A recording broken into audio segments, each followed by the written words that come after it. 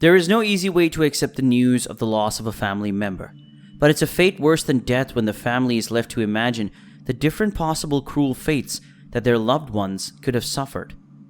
This is a position that the Madden family understands all too well, as their beloved Michael, a promising 20-year-old, was declared missing in 1996 after going on a camping trip, as he often did.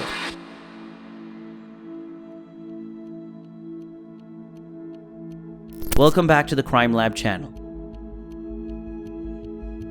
In today's video, we'll be exploring the details of Michael Madden's disappearance. On the 22nd of January, 1996, Michael Madden was born to Larry and Adele Madden in Sonora, California. His early years weren't very admirable, as both his parents were plagued with personal problems. Thus, their marriage wasn't particularly happy. His father suffered from a heroin addiction, which made him unstable, adversely affecting their family's stability. Michael's father, Larry, was almost always absent. He was detained by the police severally and charged with crimes like robbery, drug use, etc. When he wasn't in prison, he would just wander off without any explanation and leave Michael and his brother Randy with their mother, Adele. Whenever the family had adjusted to his absence, he would stray back into their lives, and the cycle would begin all over again. This exhausting behavioral pattern had adverse effects on Adele's mental health. Michael grew up to be a quiet kid who derived happiness in his own company. Growing up, Michael loved the outdoors. He enjoyed hiking, sightseeing, camping, fishing, and a bunch of other outdoor activities. Michael often went on camping and fishing trips with his father, despite his father's unstable character. Their favorite outdoor location was Sandbar Flat in Stanislaus National Forest, about 100 miles from their house in Sonora. He obtained a secondary education from Modesto High School in California and studied wildlife biology at Humboldt State University and also close to his home in California. Michael worked at a Round Table Pizza outlet close to his family home when he wasn't exploring the outdoors or busy at school. As he grew older, Michael's enthusiasm for the outdoors became more intense, and he aspired to be a forest ranger. He often went on solo trips into the forest or up a mountain, taking only his dog Matilda with him. However, on the 10th of August 1996, Michael went on one of these camping trips and never returned. On Saturday, the 10th of August 1996, 20-year-old Michael left a note for his mother saying that he was going on a 5-day camping trip with a few of his friends and would be back the following Wednesday in time for his shift at his workplace. He left his home at about 5 a.m. in his Chevy Cavalier with his dog and his camping and fishing equipment. Michael planned to meet his friends at Sandbar Flat in Stanislaus National Forest, a site he frequently visited. At approximately 2 a.m. on Monday, 12th August 1996, 2 days after Michael left home for the camping site, two of his friends and their girlfriends arrived at the camping location but found no trace of Michael or his dog. They saw his camping and fishing gear near a freshly made fire. And after asking surrounding campers, they confirmed that Michael had indeed been there.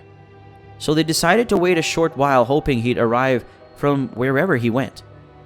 After waiting for Michael's tent and still no sign of him, his friends decided to search for him. As their search progressed, an odd-looking agitated man appeared out of nowhere, spooking everyone. The haggard man introduced himself as Joseph Tyne and asked the group if they were looking for Mikey. Michael was sometimes referred to as Mike, but never Mikey, which struck his friends as odd. Several hours had passed, and there was still no sign of Michael. Naturally, his friends were in a state of panic, and it didn't help that Joseph Tyne, the stranger who volunteered to join the search, was holding an automatic pistol, which he cocked several times. They also noticed that Tyne had helped himself to some of Michael's camping supplies and was wearing Michael's boots, or ones that looked very similar to the ones Michael usually wore. The search lasted about 6 hours until they gave up and reported Michael missing. A search and rescue team was immediately deployed, which was later backed up with divers and sniffer dogs. They searched the entire campsite for a couple of days, and sadly, no trail of Michael or Matilda was found. A window of hope opened 4 days later as Michael's dog Matilda returned to the campsite. Her collar had been lost, but she was not injured, and the pads on her feet had not worn out, which would have been the case if she had been left alone to wander on the rocky campgrounds. However, she was pale-looking and dehydrated. so she could not lead the search team to where Michael was. Just like that, the glimpse of hope died very quickly. After a few more days of searching and yet nothing, the search for Michael was called off, and the officer in charge dismissed the case as a missing person who had presumably drowned. Tuolumne County Sheriff detectives contacted Michael's family and told him they suspected foul play and that Michael had been murdered, but they had found no evidence to prove it. Determined to get to the bottom of the case, Michael's family worked with the detectives and continued searching for their beloved Michael. Posters and flyers were put up everywhere, and a $5,000 cash prize was promised to anyone with useful information about the ongoing case. Larry, Michael's father, was a suspect given his past criminal records. However, all suspicions of his involvement in Michael's disappearance were dropped after he passed a polygraph test.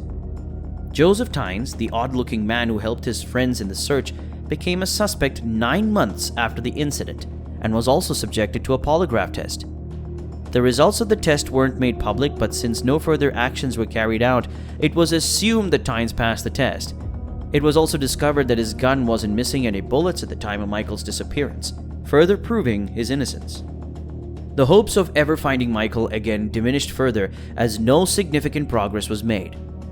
Furthermore, heavy flooding hit the campsite several months after Michael disappeared, wiping away every landmark, trail, or lead that had been found in the scene. All hopes of finding anything that could be linked to Michael's presence on the campground were lost, and the case has been dormant for over a decade. So what happened to Michael? Was he killed by an animal? Did he have an accident and drown? Did he take his own life? These questions have been raised during the search, but they have been dismissed due to Michael's experience with the outdoors. Also, these possibilities were disregarded by the fact that Matilda made it back to the campsite unscathed, which would not have been the case if Michael had left her to wander through the woods.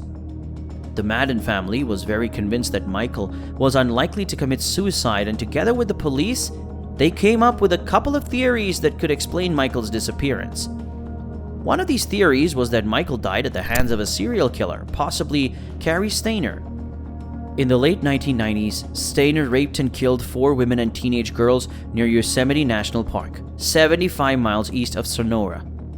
Upon his arrest in 2002, Stayner confessed to raping and murdering the woman, but he claimed not to have encountered Michael at any point. This dissolved their conviction that Stayner had anything to do with Michael's disappearance. Another theory points to Joseph Tynes' involvement in Michael's disappearance. Tyne was confirmed to have been involved in the production of methamphetamines, a highly additive stimulant that was produced in large quantities in the 1990s. The theory was that Michael caught Tyne with the illegal substance and killed him, fearing that Michael would report him to the police. However, this could not be proved, and Tyne did pass the polygraph test. Michael's disappearance hit the members of his family in different ways. Larry, Michael's father, painfully accepted that his son was dead and never coming back.